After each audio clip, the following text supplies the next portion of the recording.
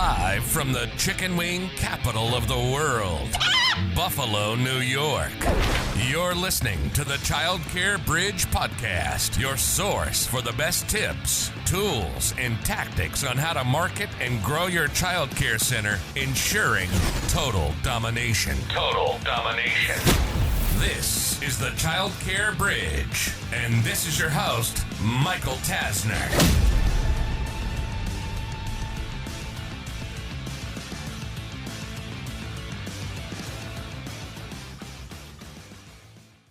So what is the number one place that you should be focusing your attention on to generate new enrollments? In today's episode of the Childcare Bridge, I want to tackle this specific question. And I get the question in various different forms. Usually it's where are enrollments coming from? If you could only invest certain amount of money, where would you put it? Like, there's a lot of variations to the question. But at the end of the day, the spoiler alert is that I'm not going to give you a direct answer. I'm going to give you an answer, but I'm going to give you a couple of asterisks that go along with the answer. So if it were me and I could only right now pick one traffic source, one way to generate leads that convert to tours, that ultimately then convert to enrollments, I would pick Google. And in particular, I would pick Google Local / Google Guaranteed and or Google Ads. And so why would you do that? Like, why would you pick that? A lot of centers think that I'm going to suggest word of mouth and say, that's the be all end all. But if you've listened to any episodes before today, you will know that word of mouth, it's not a marketing strategy. It's not a strategy that you can control. I need you to get to a place where you can reverse engineer your entire future. So hang with me for just a minute on this exact concept. If you're stuck at 70 enrollments, you want to get to 100. And then you want to build a wait list and open up location 2 and 3 and 4 and beyond. But goal number 1 is to get from 70 to 100 enrollments. All that you have to do is reverse engineer the activities to generate enough leads that generate enough tours that get you those 30 enrollments. The downside with word of mouth is that it's sporadic. It's not something that you can control. You can ask for referrals. You can continue to push people and have them send people to you, send families, but you can't control it. And I'm all about being able to control my destiny. So if I'm sitting here saying, well, I'm going to go all in on word of mouth and parent referrals and put your eggs in that basket, you can definitely get some enrollments rolling. But what happens when those parents are tapped out? Maybe that'll get you another 10 or 15 enrollments, which is amazing. But if you told me that your goal is to get to 100, you've got to do more. So if I come back to my initial answer, and I promise you the initial answer is going to have a few twists and turns. But if I were to look and know that I can reverse engineer and get the eyeballs, get the attention of families that are searching for very specific keywords that I like to call buying or intent-based keywords. So if I know that I can laser focus on a strategy, a platform that people are going to go to, and they're going to type in preschool near me, daycare near me, Montessori center near me, best Montessori school with a zip code or an address or a city. If I know that I can control that traffic so that my ad is going to be shown at the top above everyone else, that to me is the strategy that I would go all in on. Now, as I promised you, there's some twists and turns. I've never in my business career only recommended that you execute one strategy. And I'm going to tell you why. So word of mouth is, again, a strategy in and of itself. And I told you the reason that that can never be your only strategy is that you can't reverse engineer anything. I love being able to reverse engineer the numbers, deploy marketing math to hit my goals and objectives. But what happens if Google dries up? What's happening right now is that more and more people are going to Gemini, Claude, ChatGPT, all these different places, Grok, and they're searching for similar questions. They're typing in to ChatGPT saying, where is the best preschool in Orlando, Florida? And they're getting those recommendations. And I will do a whole separate episode, probably multiple episodes and multiple webinars, because we're now moving into this AI search in a big way. But if you know that that is already here and that is coming quickly, the reason that I know that it's coming quickly is not just looking at kind of behavior around me, but I was just at another conference speaking, and I asked all of the child care center owners that were in the room, there were some directors as well, and I said, raise your hand if in the last 90 days you have moved at least some of the questions or searching that you would do on Google over to a tool like Gemini, Claude, Grok, ChatGPT.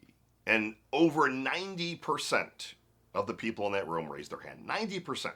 So if we know that behavior is changing, and you know that, what if that's a year? What if it's 3 years, 2 years, whatever the timeline? If Google all of a sudden completely changes everything, and maybe there's no longer a Google, everything is built into their AI and built into Gemini, for example, they're probably going to put ads in there. They're going to have to do something because that's where all their revenue is coming from, largely. So what happens if that dried up overnight? So we had one center that was looking at working with us, and they were like, why do I need a marketing agency? I'm generating all these enrollments on my own through a private Facebook group in the area, a mom's group. Well, interestingly enough, they wanted to continue to try and do things on their own, which I never advise. You're not in this game to be a marketing person. You're in the game to be a business owner and to be potentially teaching it if that's kind of one of the things that you want to be doing. But you need to be leading the business, not in the weeds on every little thing executing. You want to have all the data and you want to be making data-driven decisions, but you can't be in the weeds on everything. Plain and simple. Amazing book. I've recommended it at least 5 times already. The book is Who, Not How. You need to find the right who's, surround yourself with the right who's. That was just my little aside for you. But what ended up happening with this group, because we got a message, 2 months after the conversation, hey, I'm ready to talk. So, well, what changed? Well, they're no longer in that group because they got too salesy. They got kicked out. I believe somebody reported it and or they had a 1-star review. That group is now gone. So you need to have a multi-prong approach, but you can favor a couple of strategies. So if I was working within a budget and kind of a certain amount of time, so if whether the time was internally, an agency, etc., I would put Google at the top and I would look at all the different areas of Google. And I can tell you that bar none, when I'm looking across the hundreds of centers that we work with, that the traffic and the people that are coming from Google are far superior than anywhere else. Now, they're not only coming from Google search, which is search engine optimization, so you getting in the top 10 in Google for free. So not only are they coming from like Google search, which is search engine optimization, you showing up in the top 10 organically, but the best leads and leads that actually show up and come into tour are coming from the map listings, so your Google business profile, which is a whole nother strategy. They're coming from Google AdWords, which is you paying to be up on the top of Google where it says sponsored. And they're also coming from Google Local / Google Guaranteed. If I look at all of those have been the best performing leads. They have the highest intent because they're interested, they're using buying keywords. They're a great place for you to focus your time and energy. Now, if you might say, well, Michael, what else? I know that you said one tactic, one strategy, but where else would you focus? The great thing is you don't need 50 different sources. You need a couple that you can, again, reverse engineer, and you can start to have that predictive data to show you how well things are going to go. And you can look and start to build kind of the back data over time. So you can see, great, in this particular month, we invested this, we got this result. So your campaign, the data builds on itself. So you can, again, then start to reverse engineer future months and kind of back into that plan. I'm always shocked when a center tells me, my enrollments are here, I want to get to here. And I said, great, well, what's the plan? I don't know. What have you tried? Well, we tried a few things. Well, tell me what worked. Well, we did some Facebook ads and it didn't work. Okay, then show me the data, or let's talk through that. And the stories start to unravel very, very quickly. So data is at the core of all of this. Without data, without looking at data, without building on it kind of month over month and year over year, you're just guessing. But you're able to take educated guesses based on what I'm teaching you and telling you from data that we're looking at every day. So if it were me in your shoes, I would start with all things Google. I would make sure that your website was ranking well and well optimized.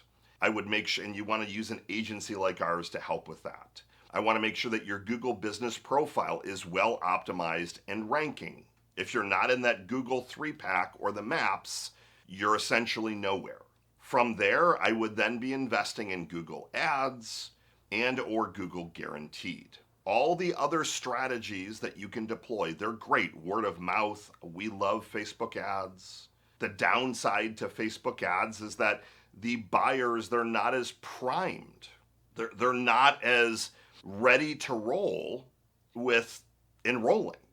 They're usually more passive, and there's a lot of kind of lead quality challenges with Facebook where we could have the perfect targeting, and you could say target families that have kids and these interests, and then someone fills out an ad, you call and they're like, I don't even have any kids. Now they filled out the ad, so that's what's always questionable. But if people are doom scrolling or something like that, they forget what they did. At least I do. I can't even remember what I did yesterday, let alone this morning. So the lead quality there isn't as great. Your website should always be your central hub. So you want to make sure your website is always ready for prime time. It's got all the latest and greatest content. It's loading well on mobile. It's fast. It's quick. Like everything is there. Like that to me is a given. I didn't give you that as the only strategy I'd want to use because, again, for me, if I'm summarizing what I just taught you, I need you to be in control of your destiny. If you want to change your current situation, if you want to actually get enrollments, look at where you're at, where do you want to go, reverse engineer it with some data. So if you're looking for 30 enrollments, how many tours do you need to get 30 enrollments? So if you know that we typically close every other tour turns into an enrollment, then you need 60 tours. Great. How much is it costing you to get one tour in the door? So if you know you need 60, can we afford to invest $100 a tour? I would say yes. $200 a tour? Most likely. So you know then from a marketing math standpoint, and I would suggest you to go re-listen to my marketing math, if you're hanging with me, that if you're investing $200 to get a tour, that means you're buying an enrollment essentially for $400. So if you're closing every other enrollment, 2 tours, $200 each, you got one enrollment, it cost you, your cost per acquisition, your cost per enrollment was $400. When you know your math, you're able to reverse engineer it. But start with Google, go through the couple of areas within Google that I talked about. Your organic search, your map listing, Google Guaranteed, and Google AdWords. So you've got 4 things that you can do there before you even have to look at Reddit and Facebook and forums and blogging and all the other offline things that we didn't talk about. I always laser in on digital because it's the fastest way for you to start to get traction quickly. But even more so, we're finding that it's the highest intent people. The intent is even higher than you doing an open house. What happens during an open house? You get the whole neighborhood that shows up. You get some interested parties, but you kind of cast a wide net on people that want free food or free entertainment. Google, you're laser focusing in on very specific phrases of people that would be most interested in you. Prioritize, prioritize, prioritize, and reverse engineer your metrics using marketing math. Tune in next week. We're going to start talking about all things AI search and why you need to be preparing now. Michael Tasner signing off. Good morning, good afternoon, and good night. I'll see you next week.